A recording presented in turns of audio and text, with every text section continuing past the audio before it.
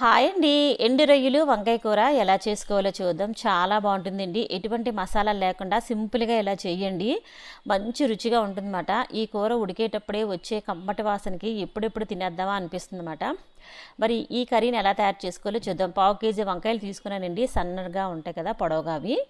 తర్వాత stove on చేసి కళాయి పెట్టుకుని 3 టేబుల్ స్పూన్ల నూనె వేసుకోవాలి. ఈ కూరకి నూనె ఎక్కువే పడుతుంది. నూనె బాగా వేడైన తర్వాత 1 కప్పు ఎండు రొయ్యల్ని చక్కగా ఇసుక లేకుండా శుభ్రంగా కడిగి మనం ఇలా నూనెలో 2 నిమిషాల పాటు వేయించుకోవాలి. మరీ ఎక్కువగా వేయించొద్దు, ఎండు రొయ్యలు అన్నవి గట్టిగా అయిపోతాయి అన్నమాట. ఒక 2 నిమిషాలు వేయించుకుంటే సరిపోతుంది. 2 నిమిషాల తర్వాత ఈ రొయ్యలు వేగితే మంచిగా వీటిని తీసేసుకుని ఒక గిన్నెలో వేసుకోండి. చాలా బాగుంటుందండి. సింపుల్గా ఇలా చేయండి. ఎండు రొయ్యలు వంకాయ కూర అన్నది. మనకి నూనె మిగిలే ఉంది. అదే నూనెలో 1/2 టేబుల్ స్పూన్ జీలకర్ర వేసుకుని పెద్ద సైజు ఉల్లిపాయ ఒకటి తీసుకుని చిన్న ముక్కలుగా కట్ చేసుకుని వేసుకోండి. ఒక ఉల్లిపాయ సరిపోతుందండి, కాస్త పెద్దగా ఉన్నది. ఇలా ఉల్లిపాయ ముక్కలు వేసుకున్న తర్వాత దంచుకున్నటువంటి వెల్లుల్లి రెబ్బలు ఒక 5 వేసుకోవాలన్నమాట. ఉల్లిపాయ ముక్కలు వేసిన తర్వాత ఒకసారి ఈ విధంగా కలుపుకోండి. ఇలా కలుపుకున్న తర్వాత దంచుకున్నటువంటి వెల్లుల్లి రెబ్బలు ఒక 5 వేయండి. ఇదేనండి మసాలా. ఇంక ఎటువంటి మసాలా మనం వేసుకోమాట. వీటి వల్ల మనకి మంచి రుచి ఉంటుంది కూర అన్నది. ఇలా వెల్లుల్లి రెబ్బలు వేసుకున్నాక కొద్దిగా కరివేపాకు కూడా వేసుకోండి అన్నమాట. తర్వాత కట్ చేసుకున్నటువంటి పచ్చిమిర్చి ఒక 2 చాలు అన్నమాట. ఇవన్నీ వేసుకుని ఉల్లిపాయ ముక్కలు ఎర్రగా అయ్యేంత వరకు వేయించుకోండి. మరీ మాడిపోకుండా చూసుకోండి. ఎర్రగా వేగితే ఉల్లిపాయ ముక్క సరిపోతుంది. చూడండి ఈ విధంగా. ఇప్పుడు 2 టమోటాలు తీసుకుని ముక్కలుగా కట్ చేసుకుని వేసుకోండి. ఇలా 2 టమోటా ముక్కలు ఇలా టమోటా ముక్కలు వేసుకుని చక్కగా నూనె పట్టేలా ఒకసారి ఈ విధంగా కలుపుకొని మూత పెట్టుకుని సిమ్లోనే మగ్గించుకోండి. టమోటా ముక్క అన్నది మనకు మగ్గిపోతుంది. ఇలాగా చూడండి, మెత్తగా మగ్గిపోయింది కదా టమోటా ముక్క అన్నది. ఇప్పుడు మనం కారం అది యాడ్ చేసుకుందాం. ఒక 1/2 టేబుల్ స్పూన్ పసుపు వేసుకోండి. అలానే మీరు ఎంతైతే కారం తింటారో దాని ప్రకారంగా మీరు కారం అన్నది వేసుకోవాలి. నేనైతే 1 టేబుల్ స్పూన్ కారం వేసుకున్నాను. తరువాత ఒక 1/2 టేబుల్ స్పూన్ ధనియాల పొడి.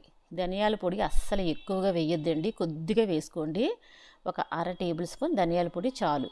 ఎక్కువగా వేస్తే చేదు వచ్చేస్తుంది కర్రీ అన్నది. తర్వాత సాల్ట్ మీ రుచికి తగ్గట్టుగా వేసుకోండి. ఇంతేనండి. ఇలా వేసుకున్న తర్వాత నూనె పైకి తేలేంత వరకు కూడా కలుపుకుంటూ ఇలా ఉడికించుకోవాలన్నమాట. కాసేపటికి చూడండి మనకి నూనె పైకి తేలినట్టు కనిపిస్తుంది కదా ఇలాగా. ఇప్పుడు మనం తీసుకున్నటువంటి 1/2 కేజీ వంకాయ ముక్కలు కూడా ముక్కలు కట్ చేసుకుని ఉప్పు నీటిలో వేసుకుని రెడీగా పెట్టుకోవాలన్నమాట. ఇప్పుడు వంకాయ ముక్కలన్నీ కూడా వేసేయండి. ఇలా వంకాయ ముక్కలన్నీ వేసాక చక్కగా మసాలా అంతా ముక్కకి పట్టేలా వంకాయ ముక్కకి ఈ విధంగా కలుపుకోండి. ఇలా కలుపుకున్న తర్వాత మూత పెట్టుకుని మధ్యన కలుపుకుంటూ మగ్గించుకోండి. మనకి వంకాయ ముక్క అనేది మెత్తగా మగ్గిపోతుంది. అప్పుడే మనకి కూర అన్నది రుచిగా ఉంటుంది అన్నమాట. చూడండి ముక్క మగ్గింది మనకు తెలుస్తుంది కదా. ఇలా మగ్గింది అనగానే ఇందాకలా వేయించి పక్కన పెట్టుకున్నటువంటి ఎండు రొయ్యలన్నీ కూడా వేసేసుకుని ఈ రొయ్యలకి కూడా మసాలాలు బాగా పట్టేలా కలుపుకోవాలన్నమాట. చూడండి ఈ విధంగా.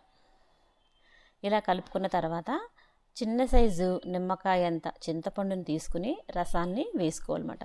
చింతపండు కూడా ఎక్కువగా వేసుకోవద్దండి, రసం అన్నది కొద్దిగా చాలన్నమాట టేస్ట్ కోసం. ఇలా చింతపండు రసం కూడా వేసిన తర్వాత ఇంకొద్దిగా వాటర్ పోసుకొని చక్కగా సాల్ట్ కూడా చూసుకోండి, తగ్గింది అంటే ఇప్పుడే వేసుకుంటే సరిపోతుంది. ఇలా అంతా కూడా కలుపుకున్న తర్వాత నూనె పైకి తేలేంతవరకు మధ్యన కలుపుతూ ఉడికించుకోవాలి.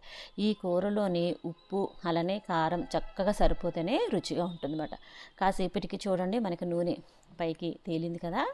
మనకి ఎండు రొయ్యలు వంకాయ కూర అన్నది తయారైపోయినట్లే. ఎటువంటి మసాలా లేకుండా ఇలా చేసుకోండి. మనకి ఎండు రొయ్యల ఫ్లేవర్ అన్నది చాలా బాగా తెలుస్తుంది. ఉడికేటప్పుడే కమ్మటి వాసన వస్తుంది.